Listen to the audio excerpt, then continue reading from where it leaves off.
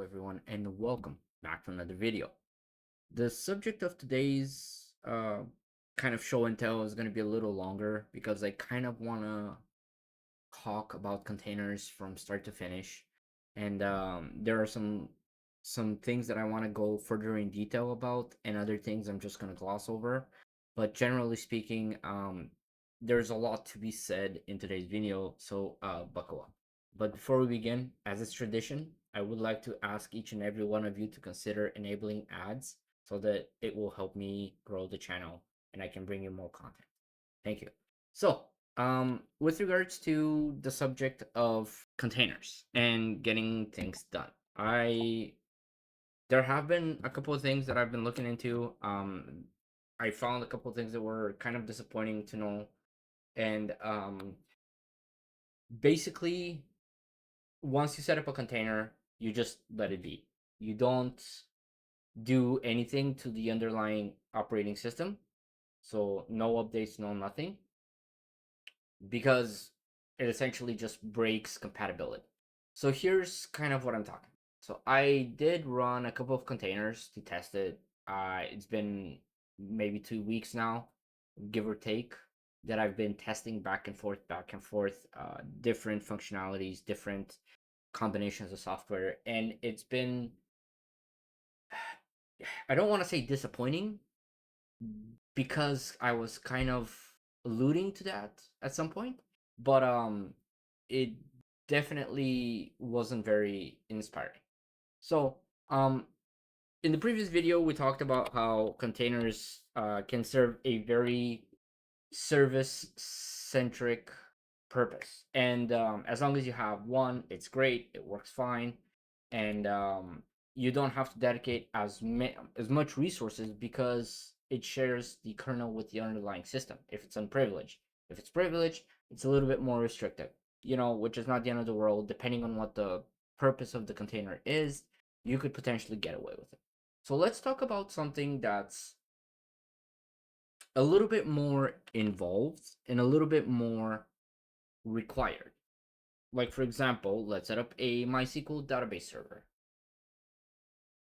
All right, so I don't remember if I downloaded the container template, but let's see.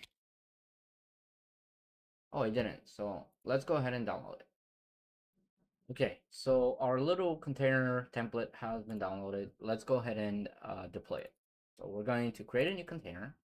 And this is where I kind of wanted to expand a little bit more on the situation, because, and I'll get to it, you're going to see that there's a couple of things that, even though are required, should not be done. And I still don't know if it's because I'm doing it wrong or because it's the intended purpose, but please allow me to walk you through. So the host name is pretty self-explanatory. Let's just go ahead and give it a host name. So for example, my server, MySQL, and that's what the container is going to have as host name.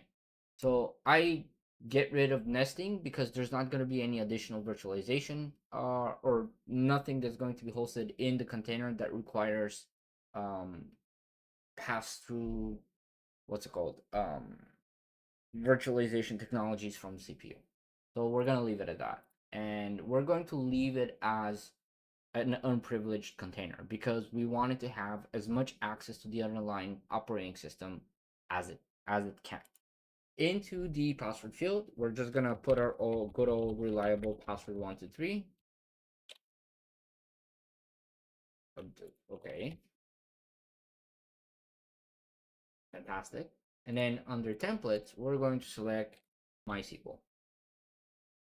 So for disk, I'm not gonna go super crazy. I'll just give it 32 gigs with 2 cores and 4 gigs of RAM.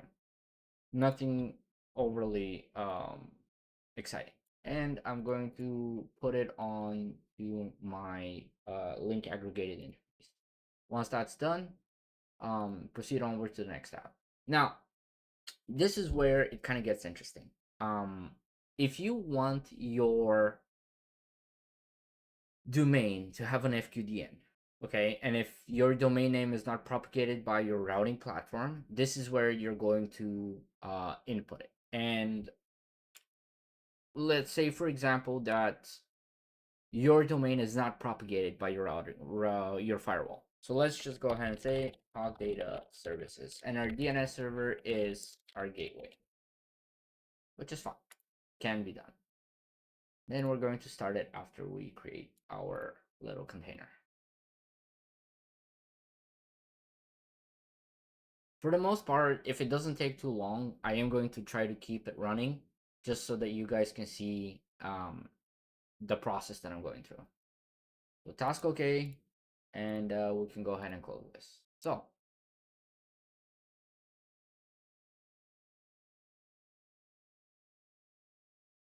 it's creating our container, and voila. So the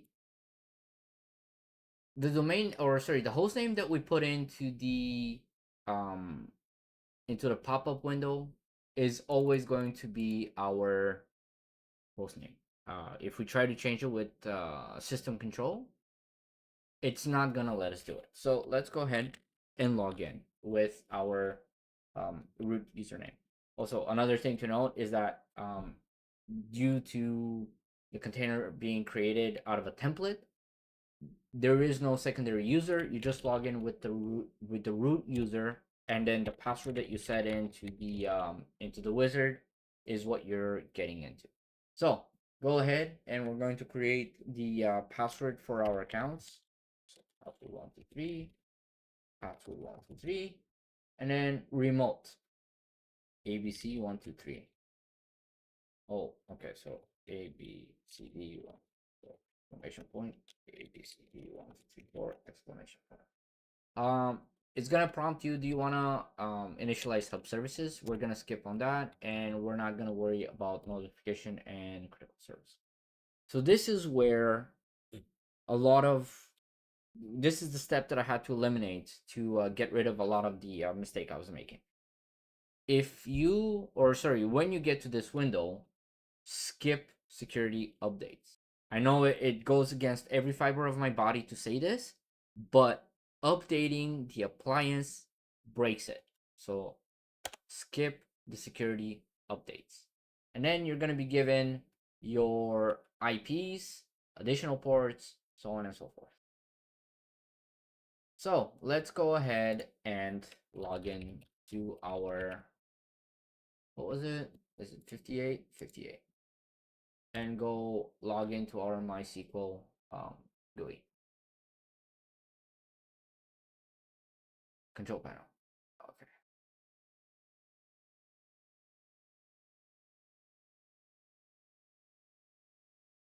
And there it is.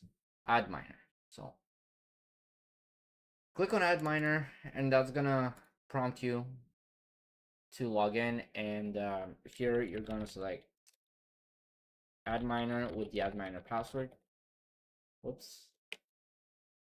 And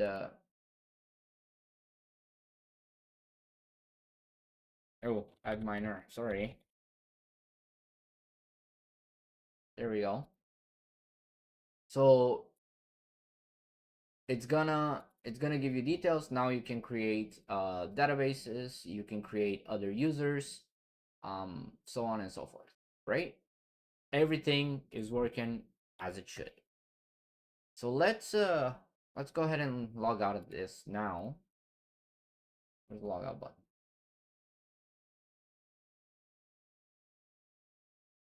Okay, whatever. So let's go ahead and log out, and then we're gonna go back into our container. For now, we're going to quit the console, and we're going to update it.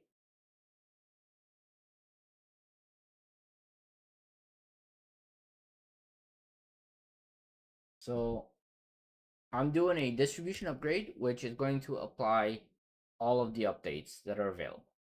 I'm going to let this finish, and then we're going to get back into it.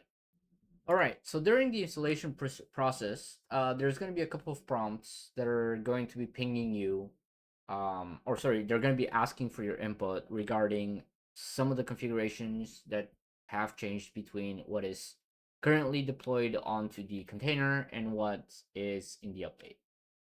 Ideally, you want to take a look at the versions, or sorry, the differences between the versions, and if it's something that you can live with, install the latest available. And if it's something that you can't live with, then go ahead and just continue with whatever was the maintained. So now, after updating it, let's reboot the container.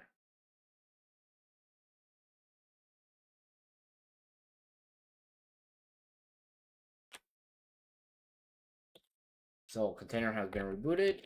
Let's go ahead and log back into it. Okay, there we are. We are back into it. With our IP, still the same thing. So let's go ahead and try to log back into it. 1.158. Okay, this didn't work the last time. Interesting. This did not work the last time. Okay, so my experience with this particular container last time, it broke. I couldn't access the GUI. I couldn't work with it. I couldn't connect remotely to databases. I could not do anything, which is kind of why I wanted to talk to you guys about it. But it seems that it's working out. So great, fantastic. I'm talking out of my butt. Another thing that was brought to my attention is that some users were having problems with doing NS lookups and pinging. By default, those utilities are not installed in Linux. You have to get them from a separate package. And the two packages that you're looking for is iputils for IP utilities dash ping, and then the second one is nettools. Now, like I said, most of the time, and generally speaking, with distributions, those utilities are not included, but um, once you hold on, I need to learn how to spell. But once you do a distribution upgrade, those get added on. So apt get install nettools, I think. Yeah, and nettools. So when you try to ping something, it responds, right? And then I'm not gonna do a trace route, but I'm gonna do an ns lookup. Well, ns lookup. I think it was with the space. No. Sorry, I just got a NS lookup is a network administration. Okay, blah blah blah.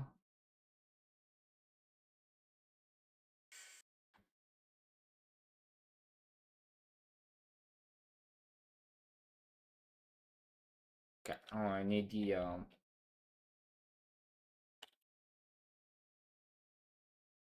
but it says NS lookup command not found. Hold on just a sec. Of course it's not installed. I totally forgot. It's you also need the third utility, which is DNS utils. So go ahead and install DNS utilities if you have a container that's misbehaving and you want to troubleshoot. So let's do it again. NS lookup google.ca, and there you go. That also works. Everything is working as intended.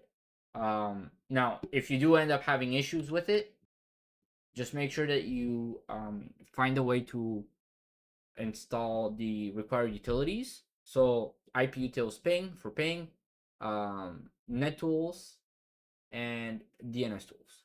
So it's very important for you guys to have that, especially when you're looking for a problem inside of your network that you need to fix. So that was kind of disappointing. So let's go ahead and deploy another container that I know is going to break with the update. So password 123, oops, and then password 123. Oh, I love this. I love this utility. It's Orange HRM. It's the best way to get into human resources and employee management if that's what you're interested in. So again, the pretty standard stuff.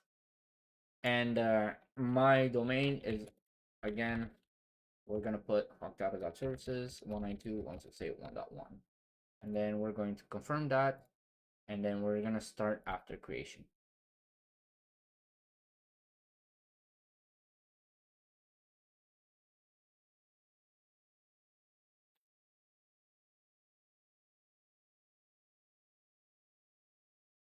Fantastic.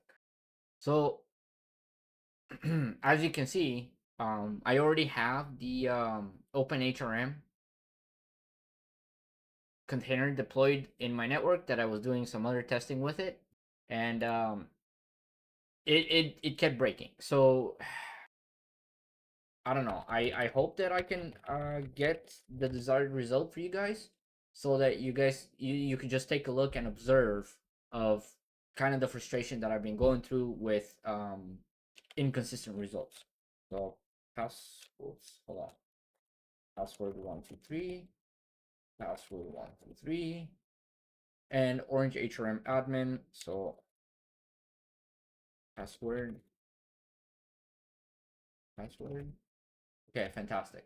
We're not going to be initializing services. We're not going to be worried about notification, and we're going to skip updates. All right, there we go. So we have our new deployment of Orange HRM, and it's ending on IP 159. So 192.168.1.159. Let's go ahead and access our new deployment. There it is. So admin and okay, there we go. So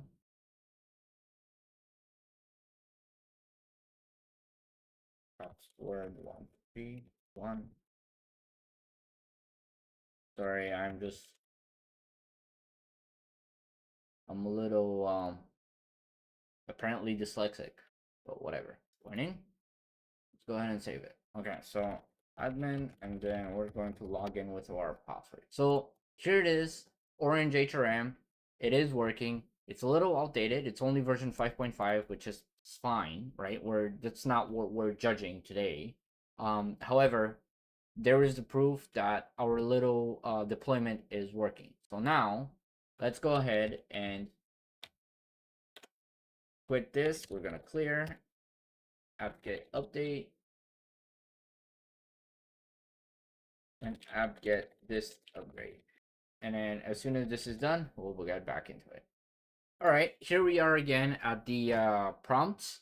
So let's go ahead for postfix. We're not really gonna worry about it. We're just gonna let that go through without any additional configuration.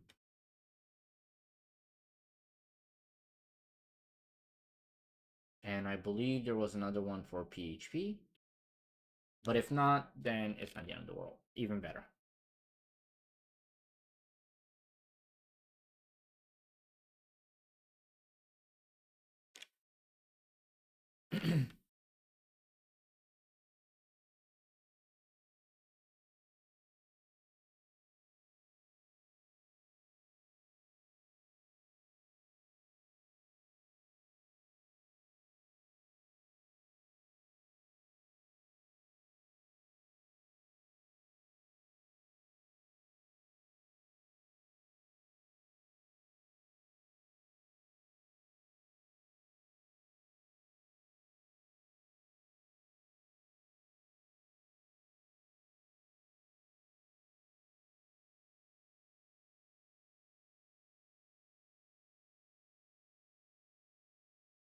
Okay, I guess it's not gonna prompt us for the PHP update, which is fine. It's not the end of the world.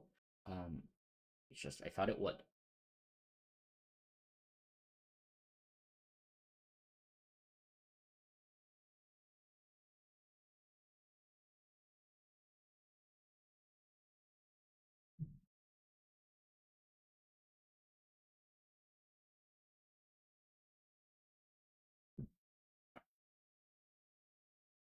Oh, okay, there we go. So there is the PHP production.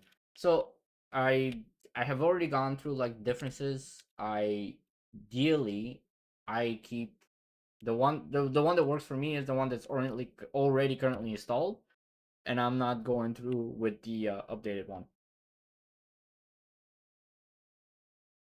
Again, PHP ini production is again the one that's going to be currently installed for SSHD. unless you want to just manually go in, edit it so that you can allow root access through SSH. So let's go ahead, reboot it again. And as you guys can remember from just a couple of minutes ago, our site is still was working.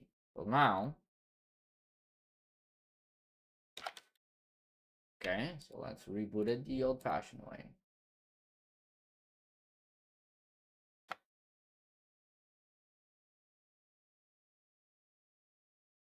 It is now rebooted. We're not gonna bother logging in. We're just gonna try to. What the? Still working. Why is it still working? Why is it still working? I feel like an asshole. Let's power on the one that wasn't working. Man, it's just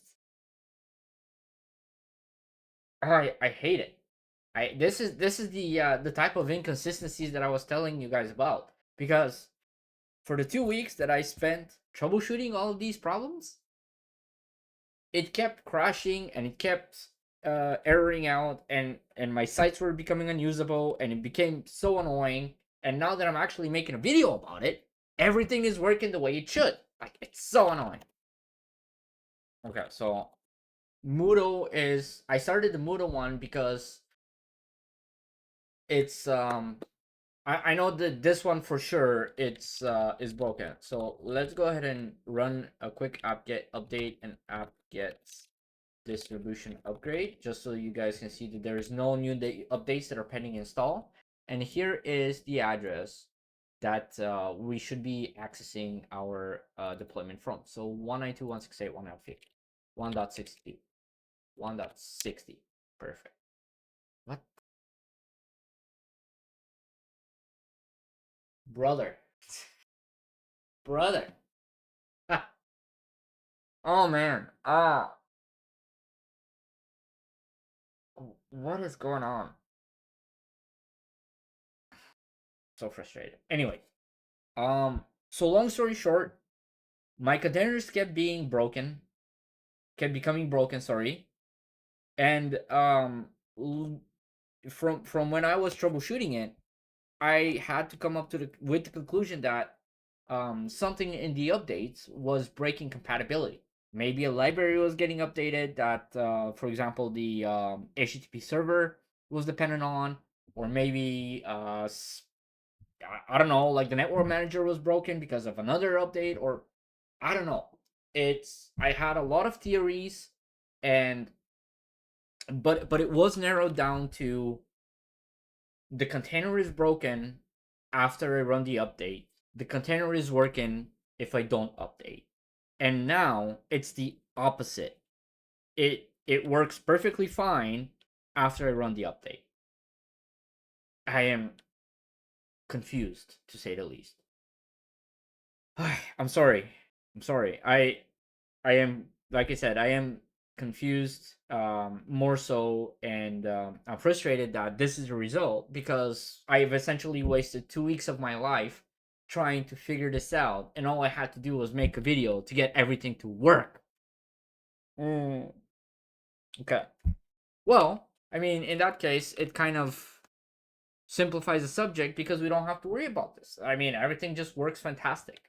Now, another thing that I kind of wanted to bring to your attention is that if you find yourself in a position where, for example, you want to build from the ground up a container that is specifically tailored for a purpose that you want. So, for example, let's say that at home you're running, sorry, a collection of Ubiquiti devices, and you need the Ubiquiti controller, but in a container, because you don't want to dedicate a full virtual machine to it. It's just not needed.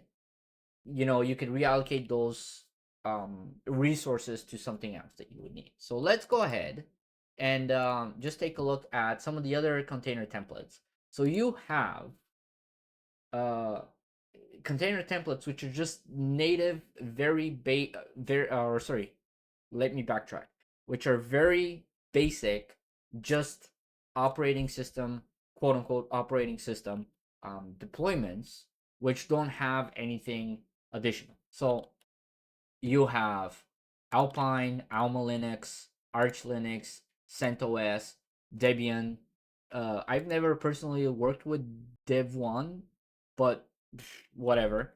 You have Fedora, you have Gentoo, Open, OpenEuler, OpenSUSE, Rocky, and the four derivatives of, or sorry, the four major versions of Ubuntu. And obviously you have like the other bunch um, container templates which come with a pre-installed um, role. Now, if your container template windows is empty, the way to fix it is you come into the you go into the server tab. Or was the server tab? I believe it was. Oh yeah, server tab shell, and in the hypervisor shell, you're just going to type in pvem update, and that's going to refresh the container templates of over here.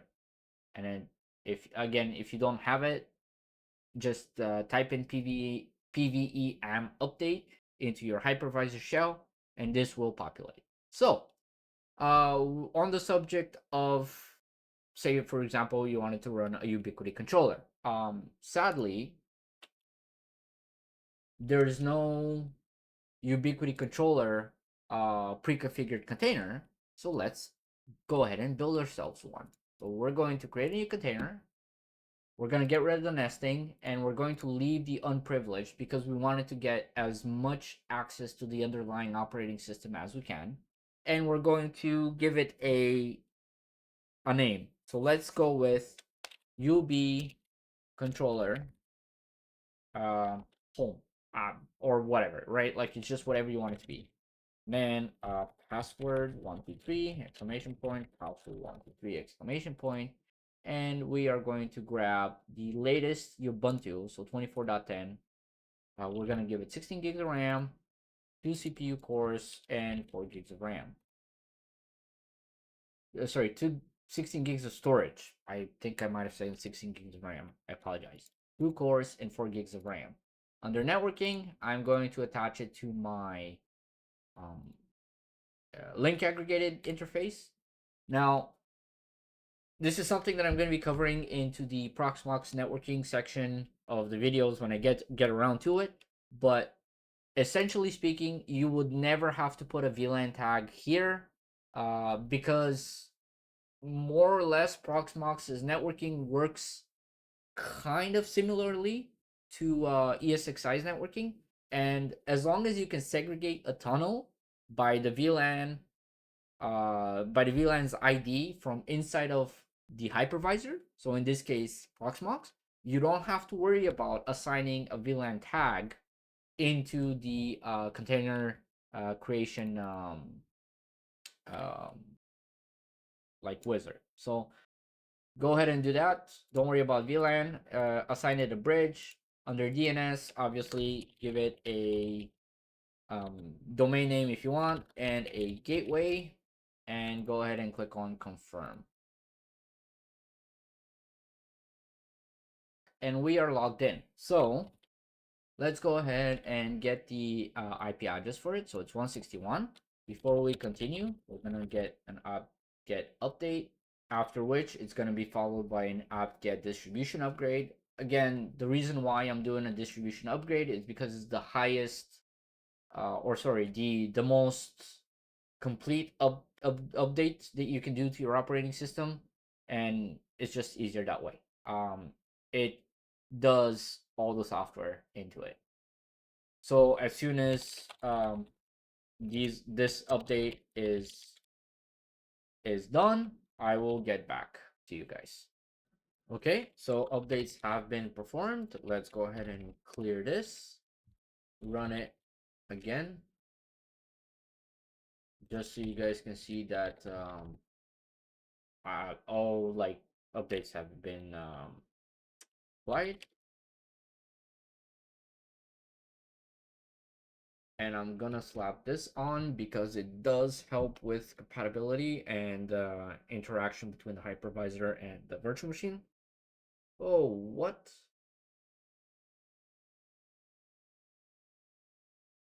Let's go ahead and reboot the system.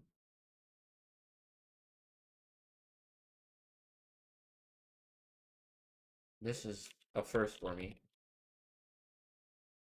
Oh, sorry, wrong password.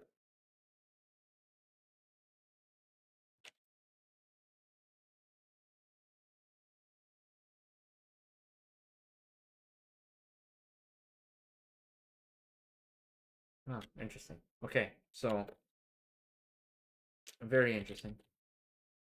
All right, so let's log in with Putty. We want 192.168 whoops 168.1.161 and go ahead and log in root password 3. Ah, come on.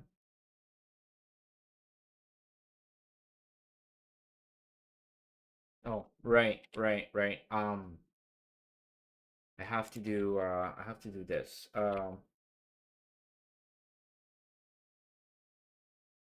This one. So I have to go into sudo nano. One sec here. Nano etc ssh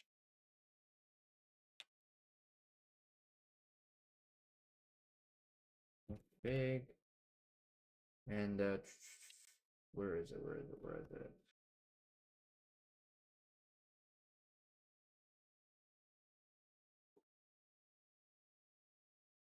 Permit root login. Okay, so permit root login. Where are you?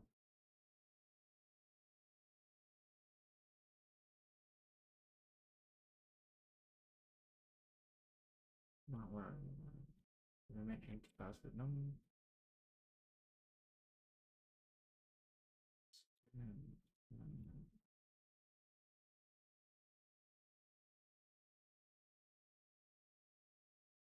Where is it? I'm not blind.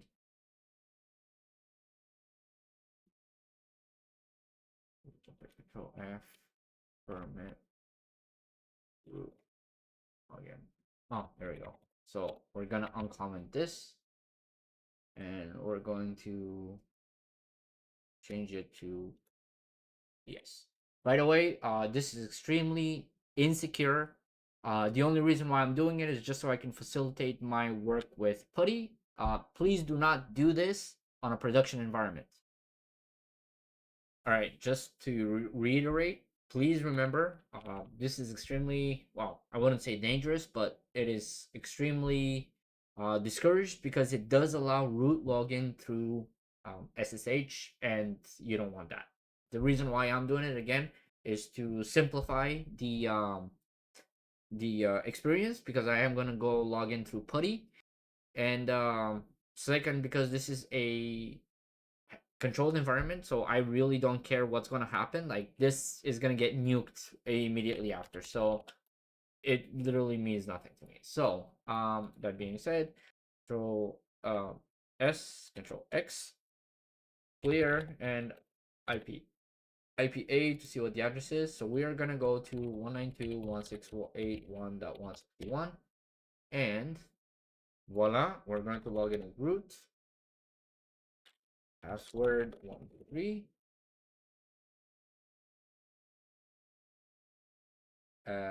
Okay, so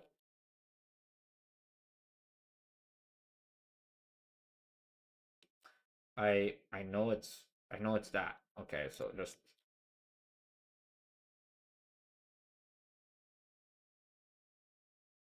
yeah, see, it's password 123, but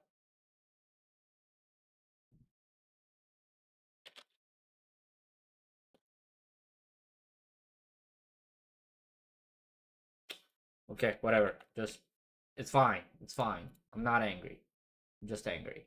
So This project is basically what's recommended on Ubiquiti's networks for the Unify Easy Installation script. If you guys do a quick Google search, you will come over to this, and it's particularly useful because it's a very quick way to get Ubiquiti installed. So that being said, I do have to just copy it. So let's see, curl -so yes get dot glen r dot n, what is it, nl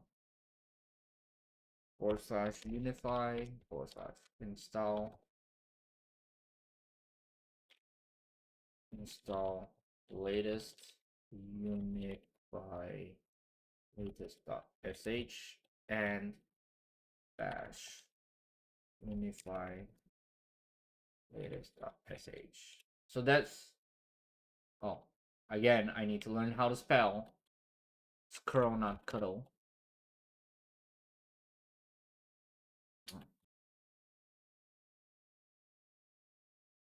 If it gives you this error, just know that you need to get to run apt-get install curl.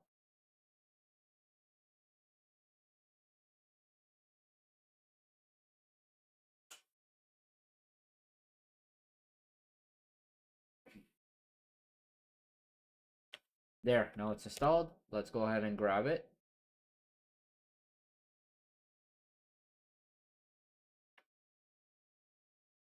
Get GL over here. There we go. So that's gonna go ahead and download it, and as soon as it's downloaded, we'll restart the video. Actually, you know what? Let's keep it going because it'll give you guys like an idea of what to expect anyways. I'm just, I don't know, man. I'm facepalming so hard. I really wanted to show you guys the containers failing so that you know what to do.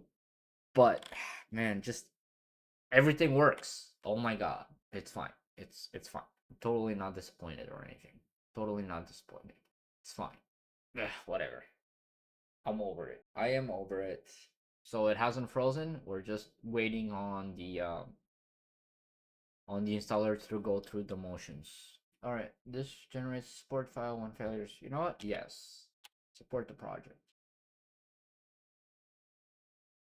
No, I don't want to keep the script on my system after it's completed.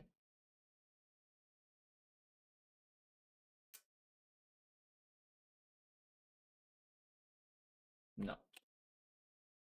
Could be just that the internet is boggled down a little bit. I'm assuming people are now getting home, so the shared bandwidth is really showing that it's shared. Okay, hey, look at that. Slow and steady. Still here. Still trying to do it. Ooh. Successfully installed OpenJDK. Okay, it's still going. Fantastic. If it's going, it's not broken. And if it's not broken, it's working. Man, that's taking a sweet, sweet time. Here we go. That took a while. Holy moly. Alright, so the installation should be a lot quicker. And if everything has gone according to plan, just like we hope it would,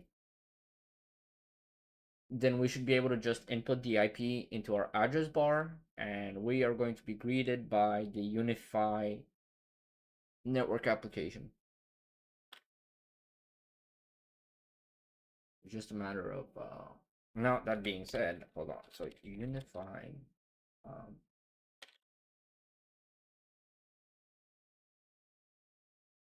let's see if there's anything.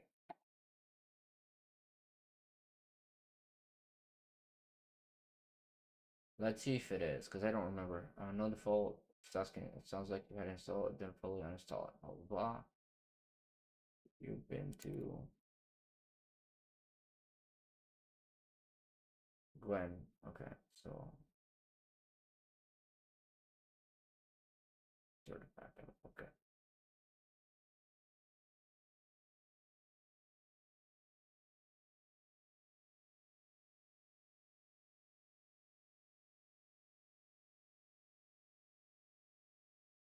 So yes, we do.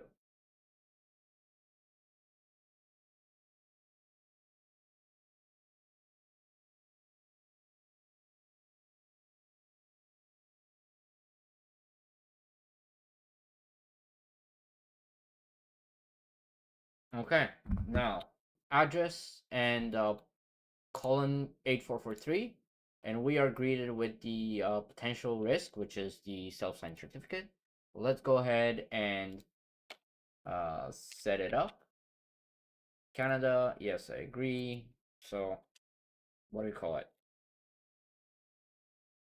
Bulk data Wi-Fi. Why not? If you wanna go ahead and just do it that way. Oh man, okay, hold on. Let me just fill this out real quick and I'll be right back. And once you've logged in with your credentials, you are finally greeted by the up-to-date system, and everything should be ready so you can start plugging in your networking devices, so on and so forth. So that's and this is all like hosted into like a little container that doesn't take more than 2 gigs, 3 gigs of RAM. So let's take a look at what it does. Not even a gig of RAM. So it's pretty fantastic um how far optimization has gone. Now, all that being said, right, this is just one project out of the many available use case scenarios that you can come across for your for your use case scenario. Just be mindful of the minimum requirements that are needed for something to work in the most optimized way possible. And other than that, you should be pretty much okay. All of that being said, thanks so very much for joining me. Again, I did end up being a little disappointed because the stuff that wasn't supposed to work ended up working. I don't know what happened and why it happened. I just know that I was having issues, and then starting the video, I no longer had those issues. But thank you for watching, and I'll see you guys in the next one.